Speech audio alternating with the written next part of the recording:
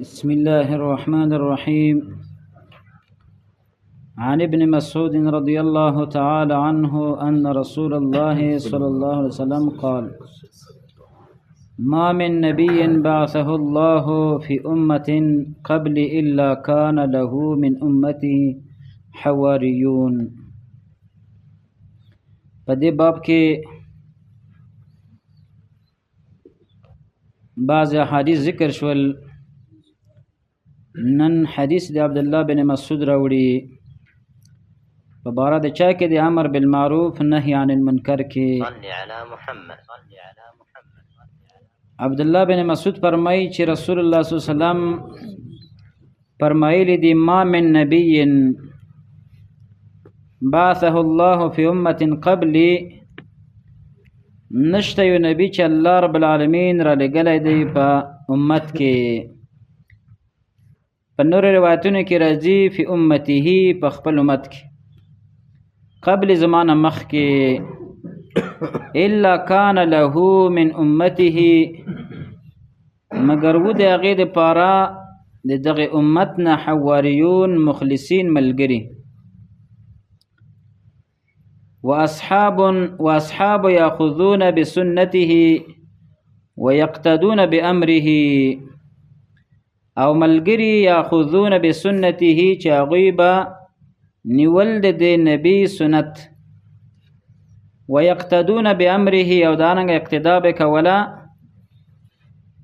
د هغې په امر باندې، یعنی د هغې په عمل سره. یاخذون بسنته کې مراد عمل کول دي د هغې په قول باندې، ويقتدون بامره کې مراد اقتدا کول دي د هغې په فعل، د نبی په فعل پسې. ثم انها تخلف من بعدهم خلوف، بیا ثم انها بیا شان دادی تخلف من بعدهم چې ورسته راغلله، من بعدهم ورسته د دغه انبیاونه، خلوف ناکاره نایبان. خلوف جمع د خلف، ناکاره نایب ته ویلی شي. یعنی په دې امت کې ناکاره خلق را پیدا شو، لکه د نبی علیه الصلاة والسلام د زمانې نه وروسته ناکاره نایبان، ناکاره خلق به د امت کې هم پیدا شوله. نو د مخکینی انبیا علیهم السلام په امت کې هم ناکاره خلق پیدا شو چې دین یې ضایع کړلو. لکه سورة مریم 14مه سپاره کې الله رب العالمین د خبره ذکر کړې ده. دا جهمیه را پیدا شول، قدریه، معتزله، خوارج وغیره وغیره ډلې را پیدا شول. دا ټول ناکاره خلق. د دوی صفتونه څه دي؟ یقولون ما لا یفعلون، دوی هغه خبرې کوي چې عمل نه ور باندې کوي. یعنی بعض انسانان یا بعض دغه سمولیان دي چې هغوی خبرې کوي عمل نه ور باندې کوي، خپله ډیر څه وایي لیکن عمل کې نشته دي، نورو ته دا خبر کوي. یا دارنګه نورو ته په داسې عملونو باندې ترغیب ورکوي چې دوی خپل هغه عمل نه کوي. لکه وایي چې مخکینیو صوفیانو به 1000 رکعات لمونځ کولو، یا مخکینیو صوفیانو به 1500 رکعات لمونځ کولو، او دوی خپل هغه نه کوي، کشرانو ته دا خبره کوي. ويفعلون ما لا یؤمرون، او دوی کوي هغه شی چې دوی ته امر نه دی شوی په هغې باندې. لکه مثلا بدعاتو باندې امر نه دی شوی لیکن دوی کوي. دارنګه ګناهونه دي په دې باندې ته امر نه دی شوی لیکن دوی هغه کوي. ما لا یؤمرون، ډیر بدعات دغسې دي، بلکې ټول دغسې بدعات دي چې هغې باندې امر نه دی شوی، دا ملیانې کوي، د عوامې کوي. نو رسول الله فرمایي: فمن جاهدهم، چا چې د دوی سره جهاد وکړلو، بیده په الله سره، فهو مؤمن، نو ده هم مؤمن دی.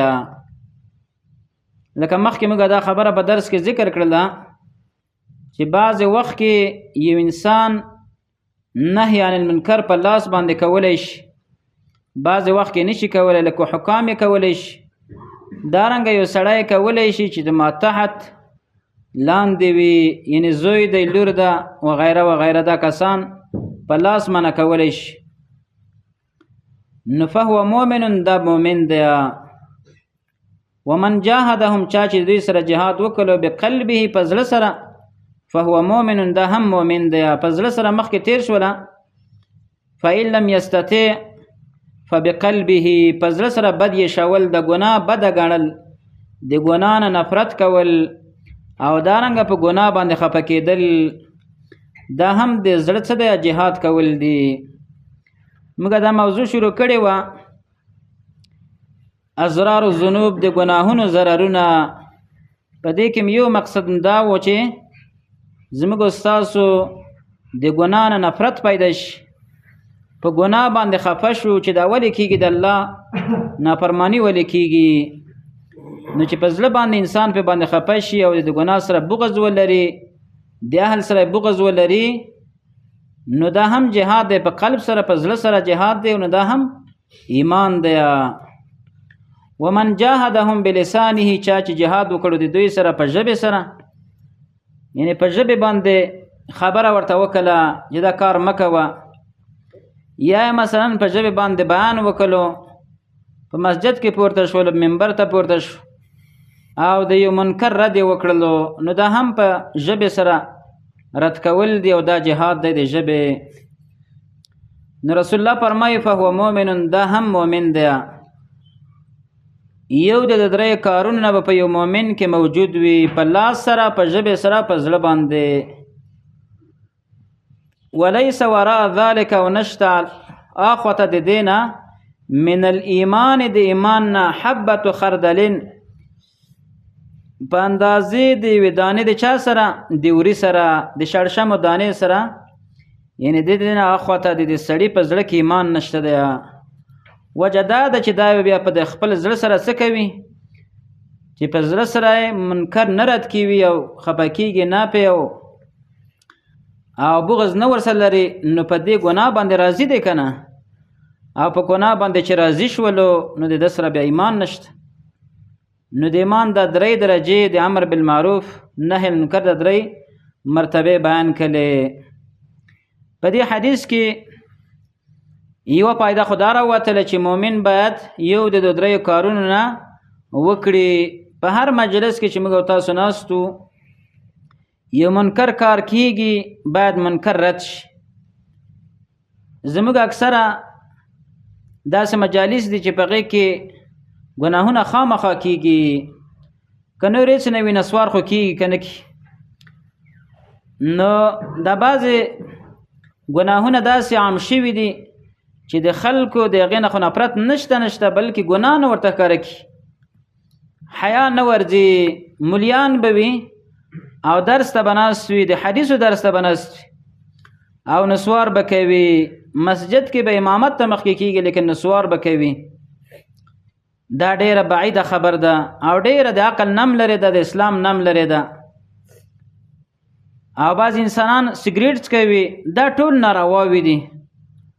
په کور کې به خلکو ورته تودانیګانې تیارې کړي وي، او چې کله میلمه راشي تو درګه دا توداني وروباسه، دا میلمه راغلی نسوار به کوي. څومره زموږ د ګناهونو نه بیخي نفرت نه کېږي، ګناه نه راته ښکاره کېږي، بلکې دا ورسره موږ امداد کوو. په دې کې د توداني وروباسه، د میلمه راغلی دی، دا بیا بهر ته نشي وتلی، دا ورسره همکاري ده. په هغې کې یا په بعضو حجرو کې دا میښي د سګریټو دپاره ځان ته یو هغه ایښی وي، یو لوښه ایښی وي چې په دې کې د سګریټ هغه وڅکوي او د باقي چې کوم پخته یې پاتې شي دا پکې واچوي. دا ګوره معاونت ته په دې ګناه کې، لیکن موږ دا ګناه بیخي بولو نه. نو ډېر دغسې ګناهونه دي، نسوار دي، سګریټ دي او نور دغسې د ګیره خرول دي. موږ کې هېڅ تغییر نه راځي، ایو د بل سره ښه په آزاده په خوشحالۍ باندې میلاویږو. دا وجه دا ده چې هغه ایمان داخل کې نشته دی. یا ایمان 0 درجه ته رسیدلی دی. نو دا حدیث موږ ته دا راښیي چې مؤمن باید په دغه دریو مرتبو کې په یوه مرتبه کې ځان واقع کړي. اگر چې په خپله زړه کې باید انسان څه وکړي، د ګناه نه نفرت پیدا کړي، بده ویښه وي. او په دې حدیث کې بله فایده دا معلومه شوله چې الا کان له من امتی حواریون، بیا د هغې واصحاب یاخذون بسنته. د دې نه دا فایده راووتله چې څوک د نبي په قول پسې او دارنګه د هغې په عمل پسې ځي، دا د انبیاو مخلصین دي، دا یې ملګري دي. او که څوک مثلا د نبي تابعداري نه کوي، نه په قول کې نه په فعل کې، دا د نبی السلام ملګري نه دي او نه دا د نبی السلام مخلصین دي. اگر که انسان به خوله باندې ډیر وایي چې زه د رسول صلی الله علیه وسلم محبت لرم او زه د هغې ملګری یم او زه د دین ته ډیر مخلص یم، نو دا مخلص کېدلی نشي. دا حدیث موږ ته دا راښیي. او بله فایده د حدیث نه دا راوتله چې ناکاره خلک هغه خلک دي چې هغوی په خوله باندې وایي لیکن عمل نه ورباندې کوي، یا هغه کارونه کوي چې دوی ته امر نه دی شوی، نو دا هم ناکاره نایبان دي. که هغه په دې امت کې دي او که دارنګه په مخکینیو امتونو کې دي. نو الله رب العالمین دې موږ ته په دې باندې د عمل کولو توفیق را نصیب وګرځوي. الله سبحانه وتعالی دې زموږ او ستاسو آخرت ښایسته کړي. وبالله تعالی التوفیق.